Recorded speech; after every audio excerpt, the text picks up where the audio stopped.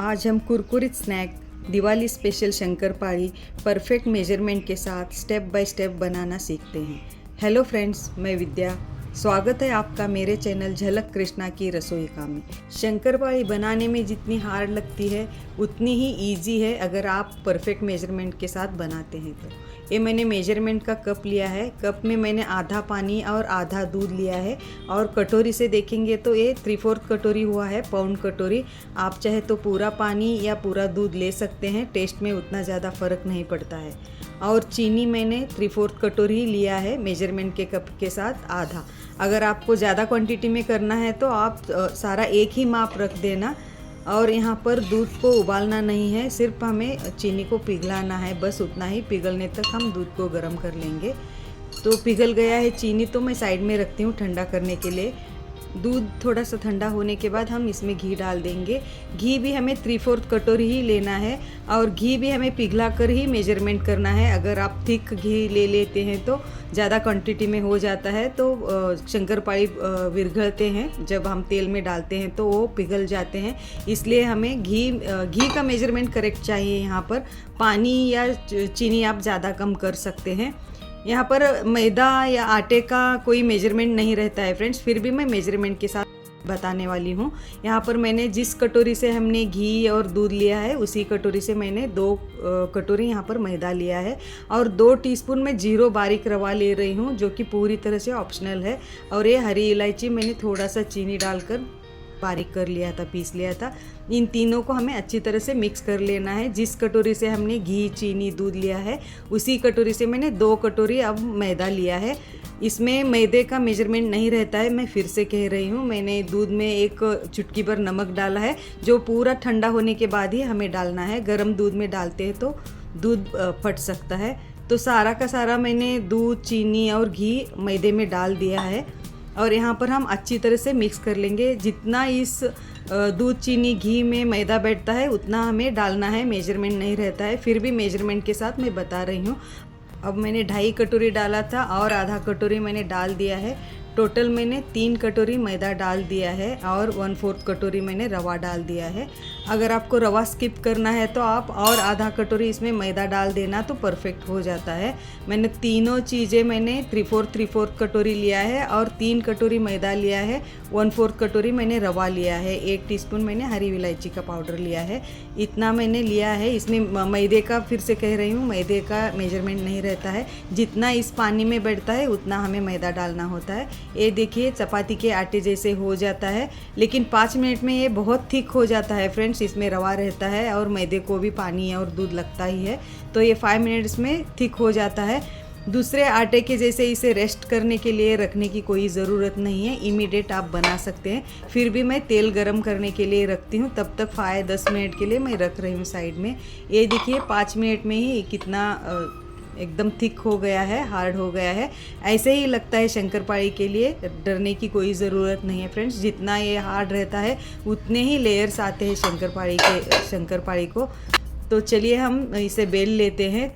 और ऑयल का टेम्परेचर भी शुरुआत में हाई रहना चाहिए, ठंडा तेल नहीं रहना चाहिए। शुरुआत में आप हाई फ्लेम पर आप उसे गर्म कर लीजिए, फिर बाद में आप उसको गैस का फ्लेम लो कर सकते हैं। तो चलिए हम बेल लेते हैं।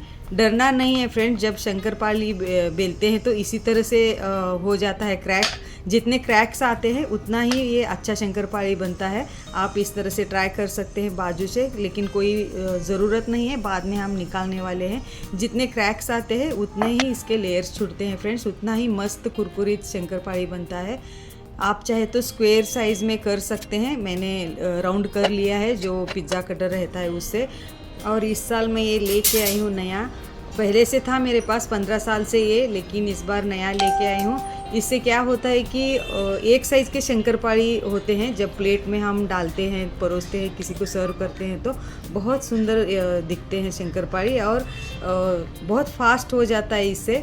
अगर आप प्लस साइन से कट करते हैं तो स्क्वायर हो जाता है। इस तरह मेरी तरह से क्रॉस रख के करते हैं तो शंकरपाळी के जैसे हो जाता है। अच्छा लगता है, अच्छा दिखता है, बस इतना ही। और हेल्प होता है, टाइम बच जाता है।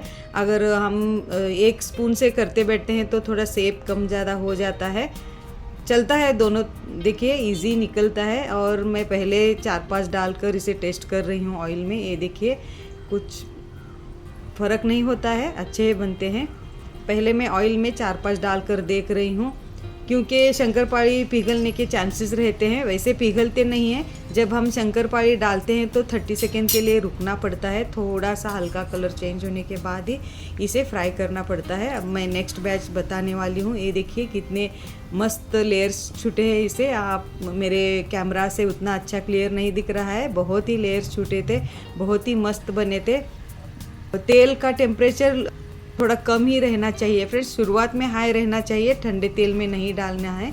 गरम तेल करके ही आपको लो फ्लेम पे करना है, इतना भी लो नहीं करना है कि ये देखिए एक बार हम शंकरपाड़ी डालते हैं तो 30 सेकेंड के लिए आपको रुकना है।